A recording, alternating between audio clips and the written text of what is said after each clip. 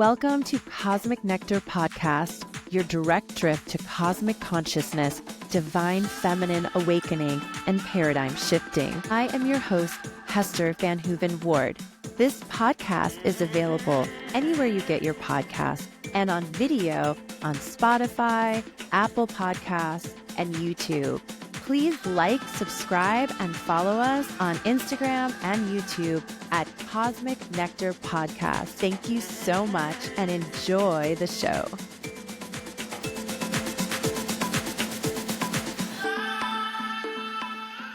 Welcome to Cosmic Nectar Podcast. I am your host, Hester Van Hooven Ward. On this episode, we're going to discuss self-empowerment and how that can pertain to experiences of sexual trauma and abuse collectively and individually, and also how we can empower ourselves to be most aligned and most of service during these times. So I talk about this because it's really coming up to the surface for me, this issue of sexual woundedness and shame that then radiates out into the experience of sexual abuse, sexual trauma for so many people.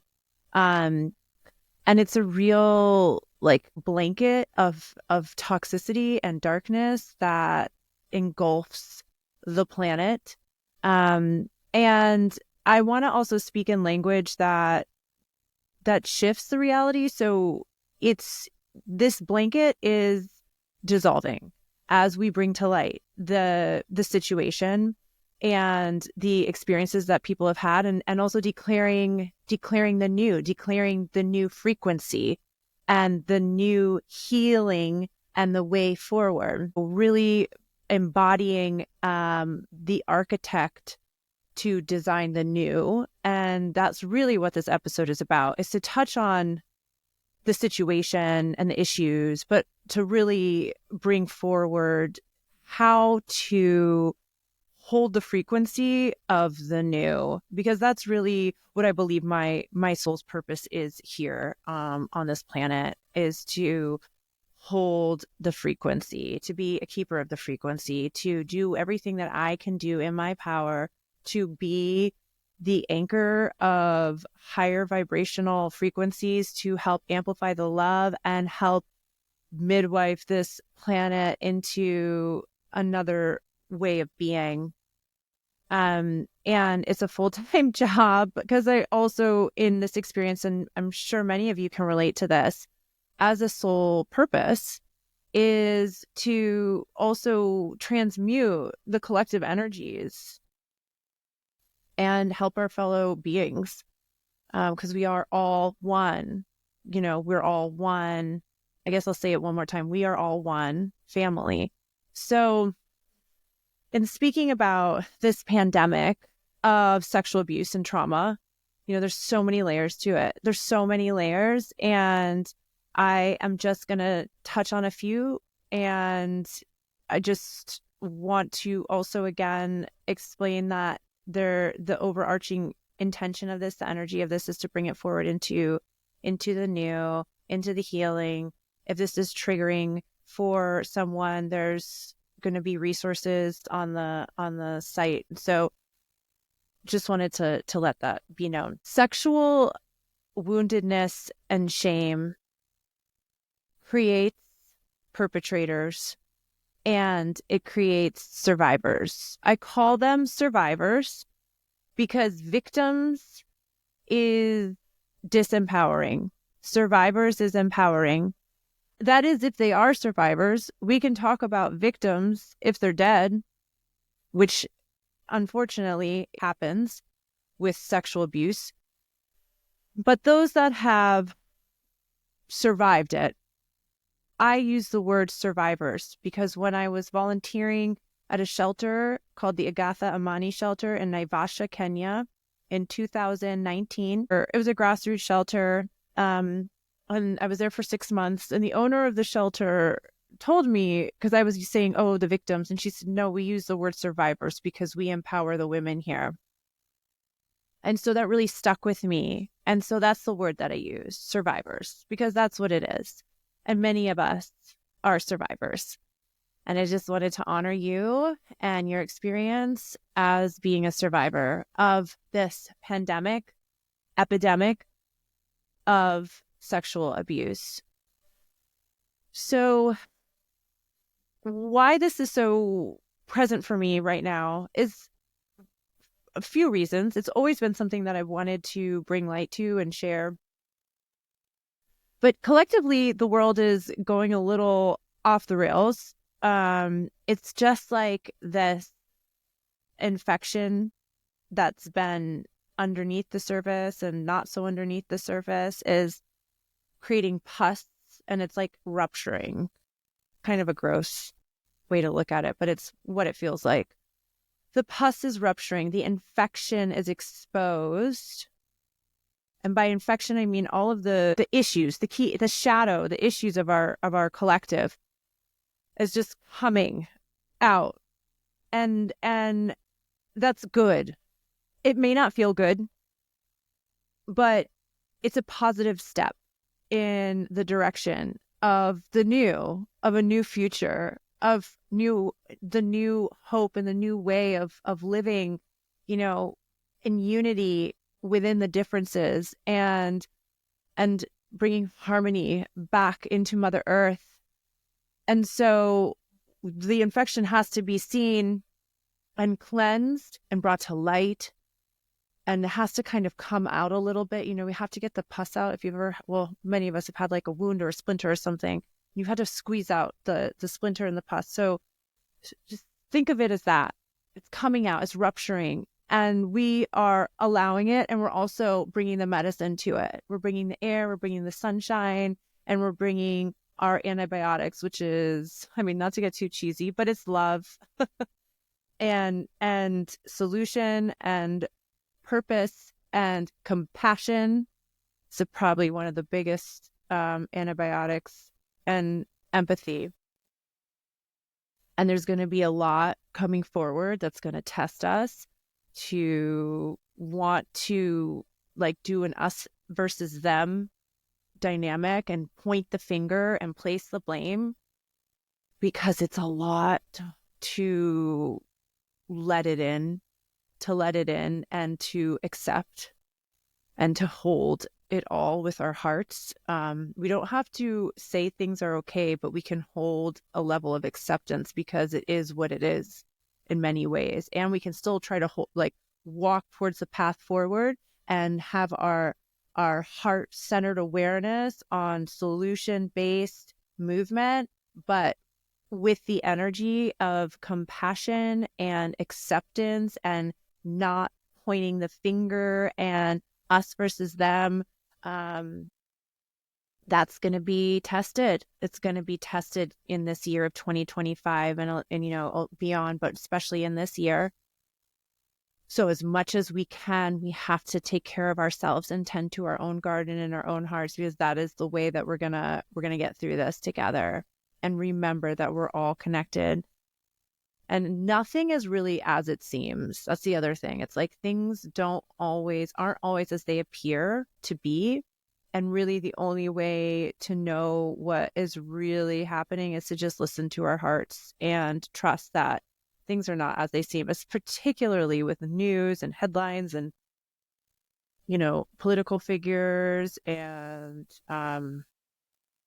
just anything given to us that is meant for us to accept without really, really seeing what's going on. And even then, it's like now we're getting into what is true, because it's our own perspective. So the reality of what we're seeing is really based on our own perspective. And maybe everybody's truth is true. And it's a little bit of everything as the ultimate truth, which is what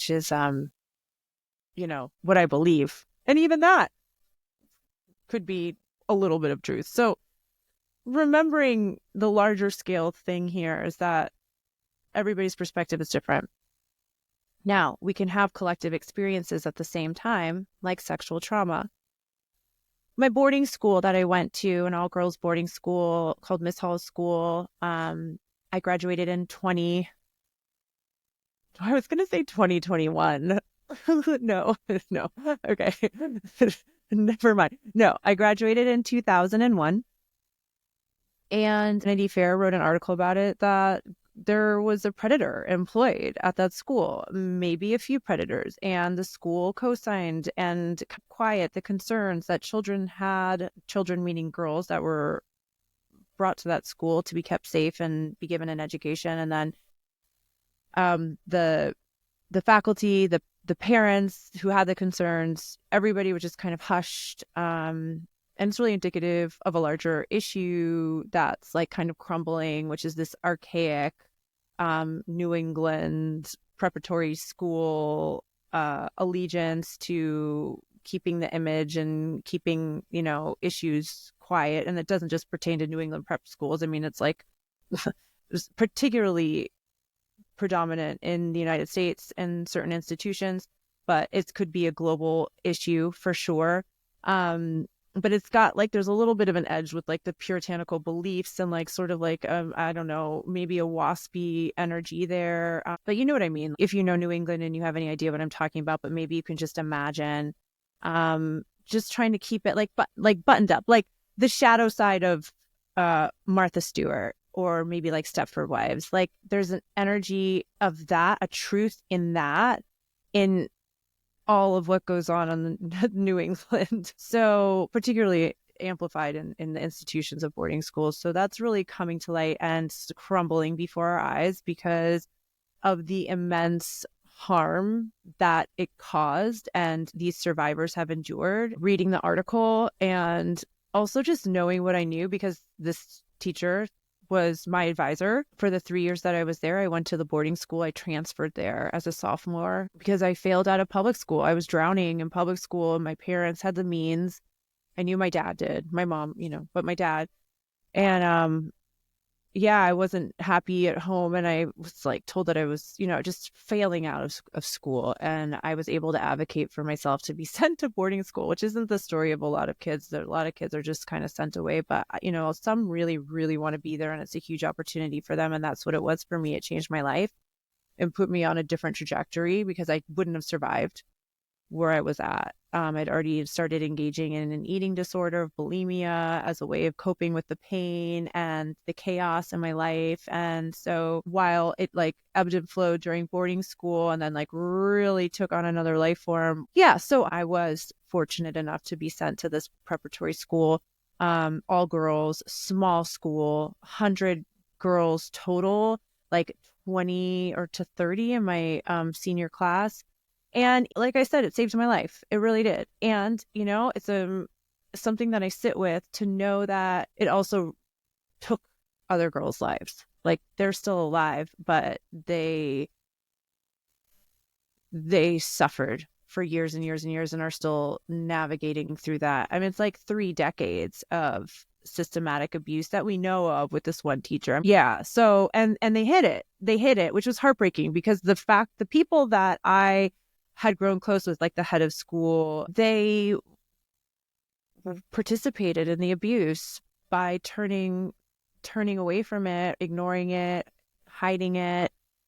And it's like I'm walking through this grief for the girls. And yeah, it's painful. It's painful. And I've known about it for a year and even talking about it, painful. I just finished the Vanity Fair article that came out this past like couple weeks ago, yesterday. And I was just like, yeah,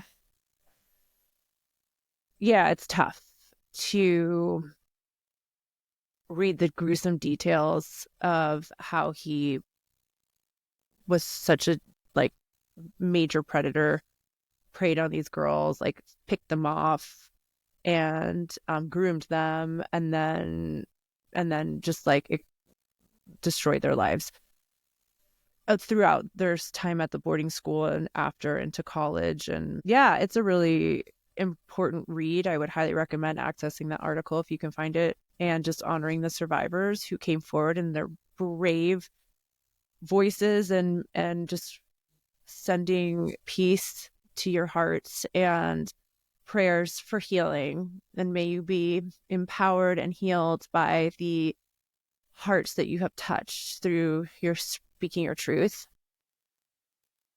sending you love. Well, it's like, what do you do when you read about that? What do you do? And it's like sexual abuse has been something that's been really a thread in the work that I do, in the advocacy work that I do, particularly with women. Okay. So this sexual abuse can affect anyone. I'm speaking about my own experience as a woman, and also as a woman who's worked with women. But again, this applies to anyone, you know, who can identify with it from the way that I'm sharing about it. But so volunteering at a shelter for survivors of sexual abuse in Naivasha, Kenya, and you know, being there with these young girls in a tiny little place in Kenya. If you've been to rural Kenya, you know that like there, you know, it's different.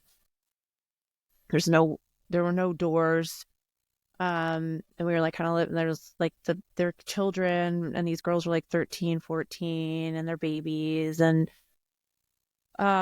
yeah, it was so beautiful, so life-changing, and a very powerful experience. But the main takeaway that I had when I left that experience was, like, you know, it's heartbreaking to leave them, and you have this relationship and you believe in them, and you just hope that you just imparted some empowerment and hope, which is, I believe, what happened. But they gave me so much strength and hope as well, because that's what happens. It's so funny when you do that kind of volunteer work, if you've ever done anything like that. You go there wanting to help, of course. That's like the overarching, like, being of service. And then, you know, it's like super layered, because particularly when you're going as a white person, generally when you're going to be of service on a global scale, it's not typically, well, you know, it could be, but oftentimes it's to communities that have been destroyed by white colonization. And so you're going in there, or destroyed, deeply affected. Okay, I don't want to disempower any communities, right? But like deeply affected. So I know what my ancestors did, and I know who I am and what I represent going in there. But then you also know, like, the help is desired and embraced, and they're asking for it. So you go with an open heart, but you tread with humility and humbleness, and like, how can I learn how to be of service here and show up in a good way? And of course, it's like cringy because you're fumbling and you're learning, and there's nothing you can do about being a Mzungu, which is Swahili for white person. And I'm sure all the different, I can tell you, I can just actually guarantee that all the different communities that have been affected by white colonialism, and like, I guess who hasn't, but there's a special word for white people. But so, you know, you're going in with that, right? And that's just, I guess, like, went off on another tangent there, which I guess I'll tend to do always on this podcast because it's just how I roll. But bringing it back to the shelter. So yeah, my main takeaway was like,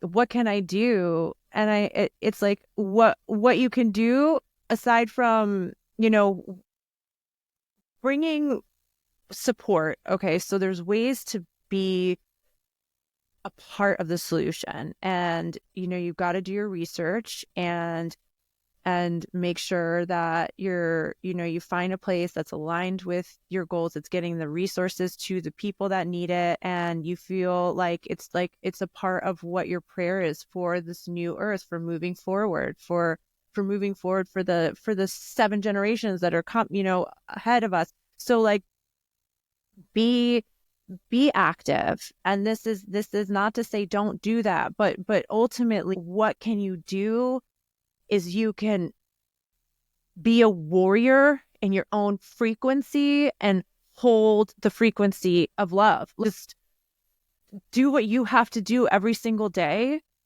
to return to that place again and again and again. And that's really the message here. So that's why I'm also so passionate about Indigenous rights and the missing and murdered Indigenous women, and being an active ally for the Indigenous community, because that is the prayer for me, and like in what I'm feeling as far as the ramifications of the pandemic of sexual abuse have like struck into genocide a community, our community of our Native family.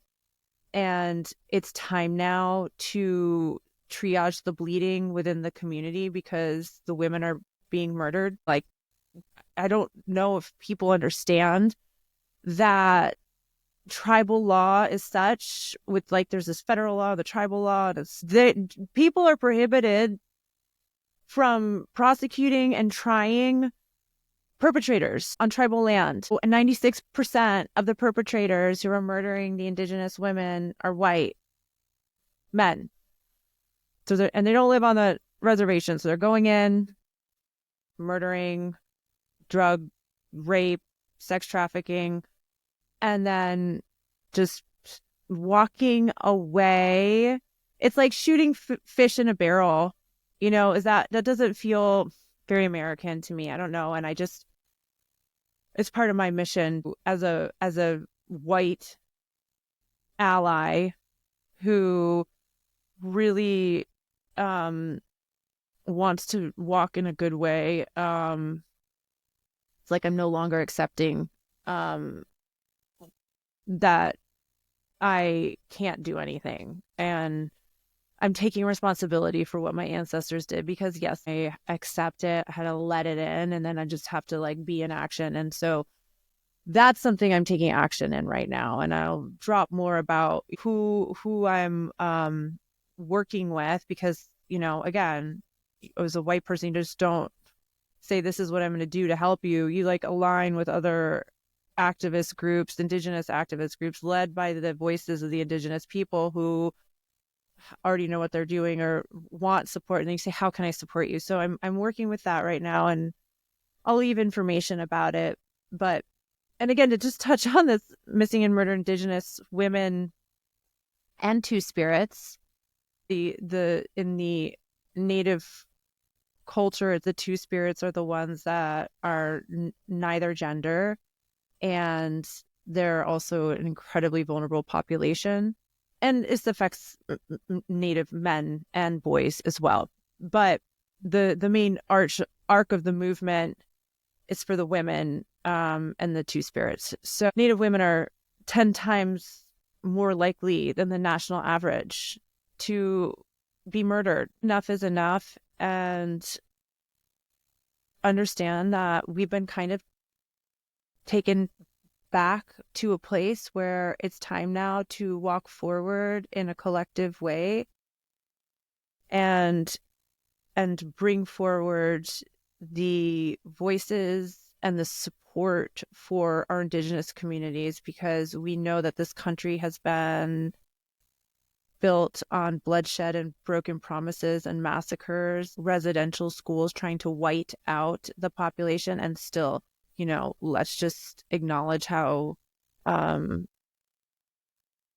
resilient and strong our Indigenous family is to survive all of that. And still there's like a resurgence of culture and voices. And at the same time, we can still all join hands to participate in the solution, because it's not until that is dealt with and acknowledged and the prayer for the new is really present and a lot of energy is brought towards that, then that we can collectively move forward in a new way. We cannot move forward until we bring everyone with us, and we have to do it because also we're only as strong as our most vulnerable population. And right now that's Indigenous women. So yeah, I just wanted to touch on that because it's really important to stand up now for what we believe in more than ever. It's important.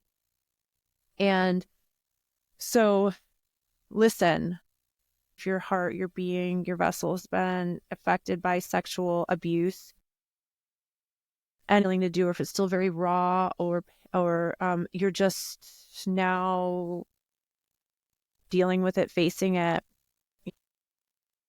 you might not be in the place to be the one holding the frequency. You're in the place to be held by those who can hold to the frequency, who can hold the space for you to walk through the healing. We have a duty now, particularly the women, and this is all beings, but the women, come on, like let's rise. Let's rise. And I take this responsibility as like my God-given purpose is to show up every day and do everything in my power to hold the love, hold the prayer for a new way, because not only have I experienced sexual abuse and trauma, I feel the collective experience, and I just no longer am okay with that.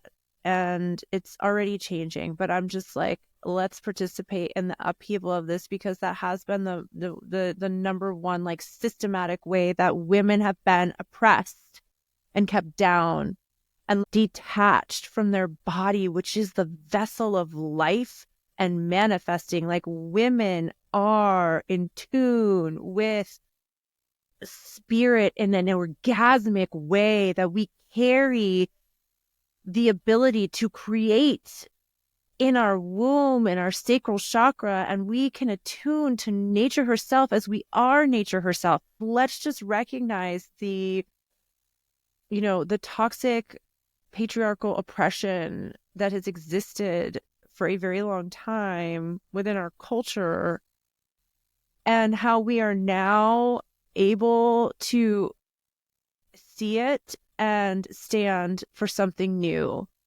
Because I am so fortunate to have all of my basic needs met, I have more than I need.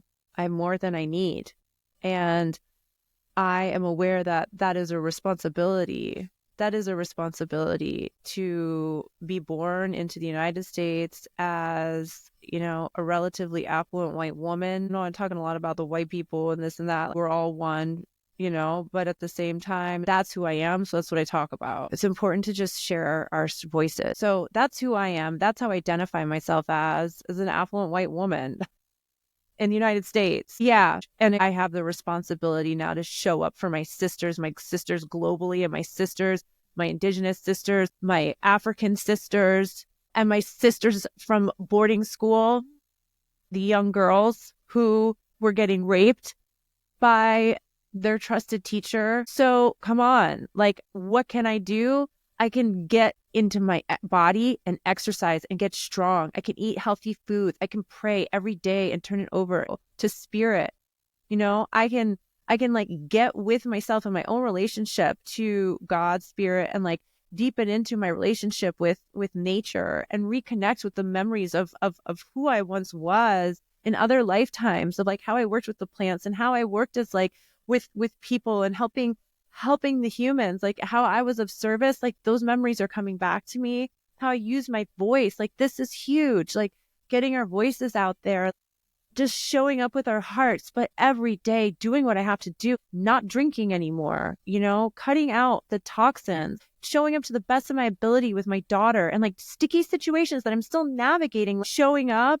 And then at the end of the day, okay, tomorrow's a new day, letting myself grieve, letting myself rest. That is so important. Resting to hold the frequency, keepers of the frequency, and meditating every day and connecting to the one and sending light and letting light from my cosmic galactic family channel through my head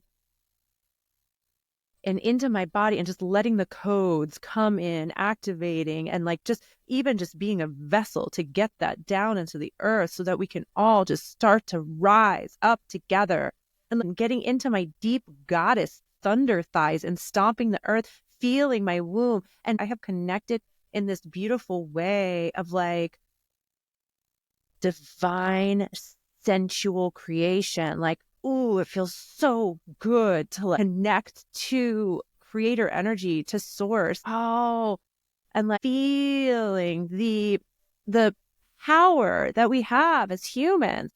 just owning all of it and then finding the joy. I'm calling this in now because I don't have a ton of it like right now naturally, because let's be honest, there's a lot going on and I've got so much focus, but like silliness and joy. My daughter, yes, she helps me so much with that. And I guess, that's part of our contract together, is for her to keep me grounded in the like the goofiness, the silliness, and keep moving forward in that, and connecting with my friends who help bring that out in me. But all of that is so important. Like all of it is a part of the being a keeper of the frequency. But this is just like a rally call. We are not powerless during these times, and we are not disempowered because we have experienced what we might have experienced. That's just the pandemic of sexual woundedness and shame, creating perpetrators and creating survivors, breaking the system and changing it so that we can move forward in a new way, being in action and then holding the frequency, being in action, showing up to support the ones that need the support in the best ways that you can, and then showing up for yourself in such a powerful way every day that you are unshakable, and your own energetic field is so grand and large and forceful that it just like vibrates like a wind through the leaves out into the collective, raising the frequency of planet Earth in this now with love. Love, love, love. Okay. Not to Pollyanna it, but love is all there is. I was listening to All Shift Happily Now, which is a wonderful group. All Shift Happily Now.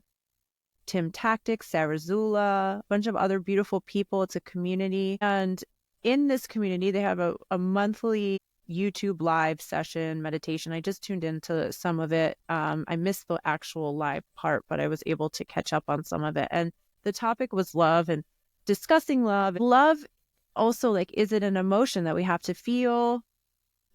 And there's maybe an idea, love, you can connect to love and not necessarily be feeling in that emotion. I show up to connect to love when I am going through it, because that thing that I am going through is not going to disempower me from showing up to do what I'm here to do. So I don't necessarily am always feeling the feeling. I am just allowing the frequency to move through me. And what it brings ultimately is this like absolute peace and spaciousness. And that's just being present and connected. Another thing, when we're holding the frequency, I can literally see at night, when I have my night vision on, light electricity coming from my hands. It's powerful stuff. We all have it. This is what you probably do too. If you're really keeping yourself aligned, we can do this stuff. This is what we're supposed to be doing.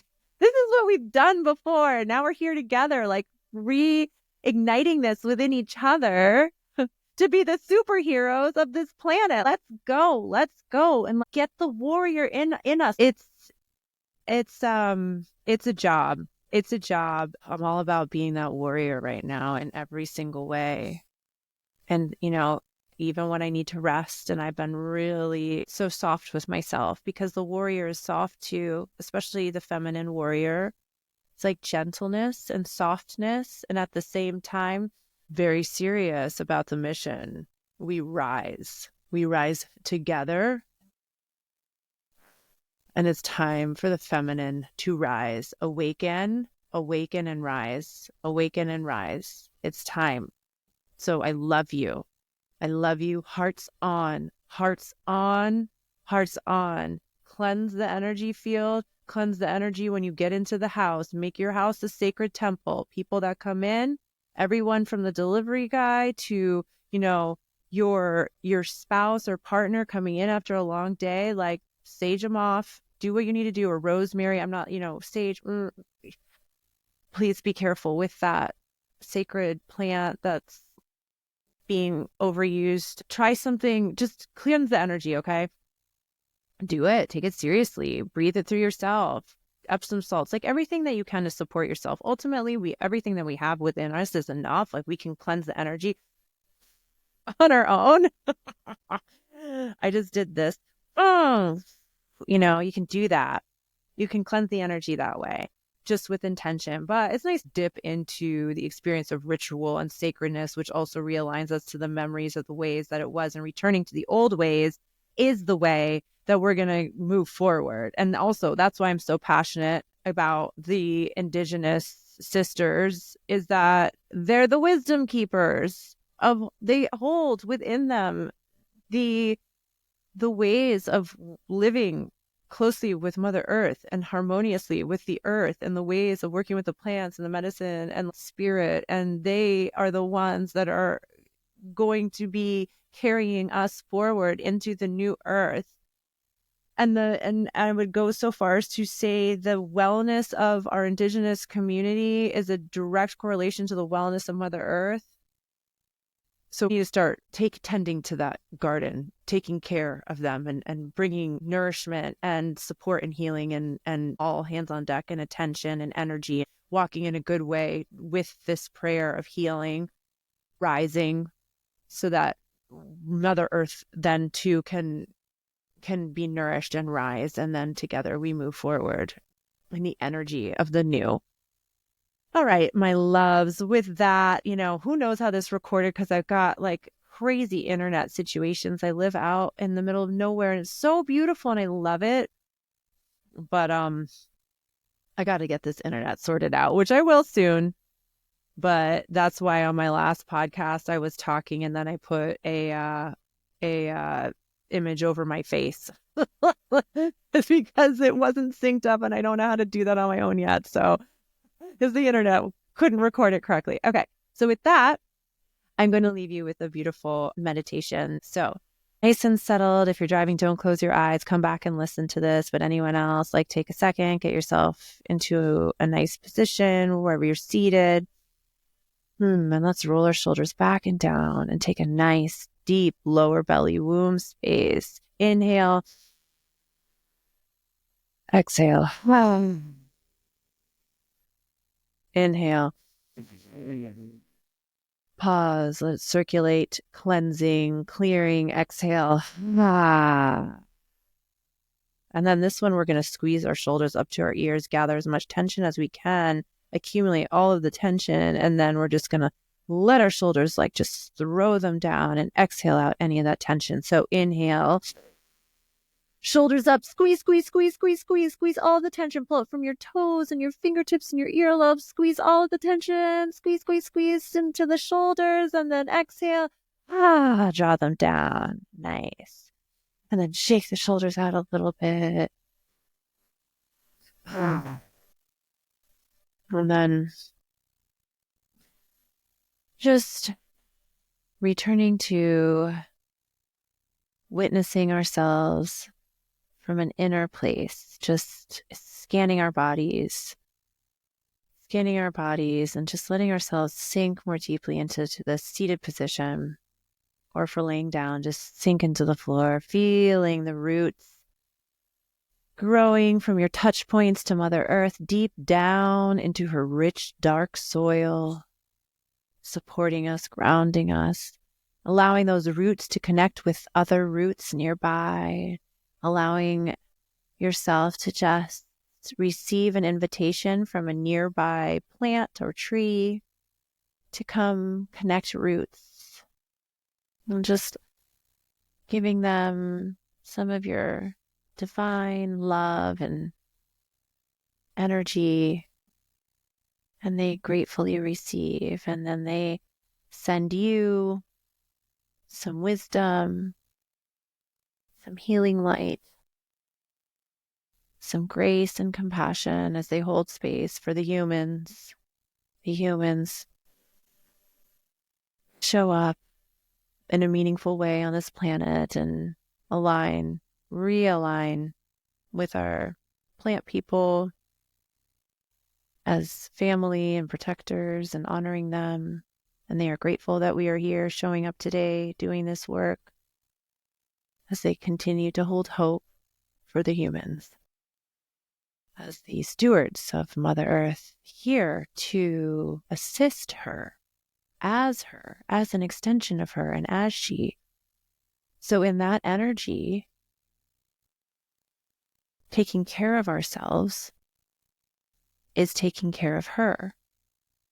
So bringing our awareness to our hearts, as we are stewards of our hearts, and also our hearts are stewards of us. So tuning into that beautiful infinity sign of our heart. Let our hearts become this beautiful infinity sign. Feel the energy moving. An infinity sign is like a figure 8 sideways. So just feel that circulating around energy, golden light, just moving through this beautiful horizontal figure 8 infinity sign, symbiotic harmony, relationship between us and the earth and us and our hearts and us and all that is, feeling empowered by everything.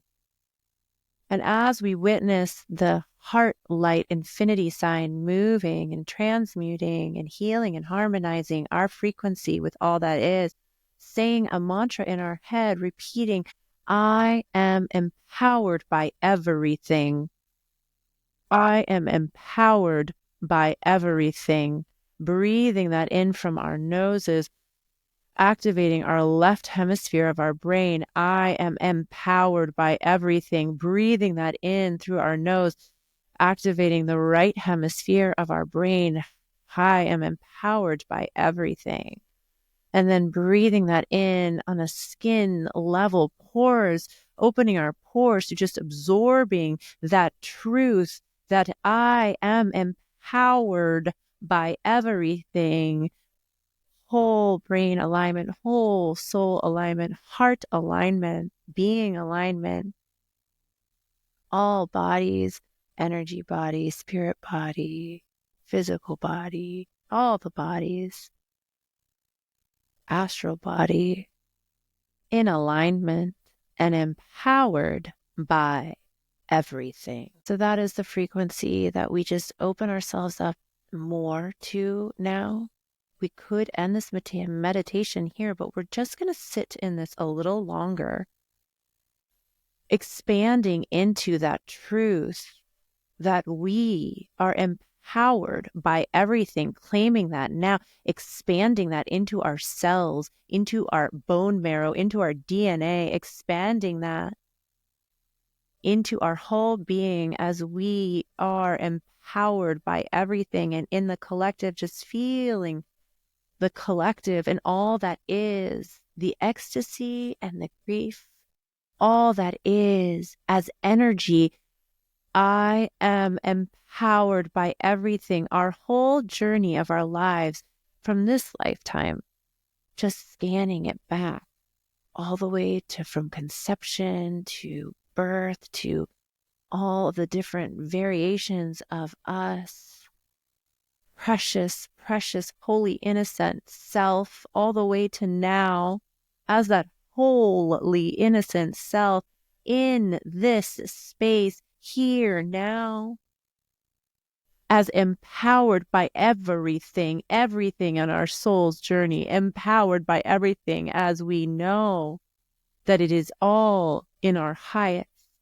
So honoring that empowerment and honoring that into our future versions of ourselves and seeing that expansion out into future aspects of ourselves, nodding in the truth and witnessing us, claiming this here and now and celebrating us in this now as everything is happening now. I am empowered by everything. Feeling our physical vessels vibrating with this alchemizing truth.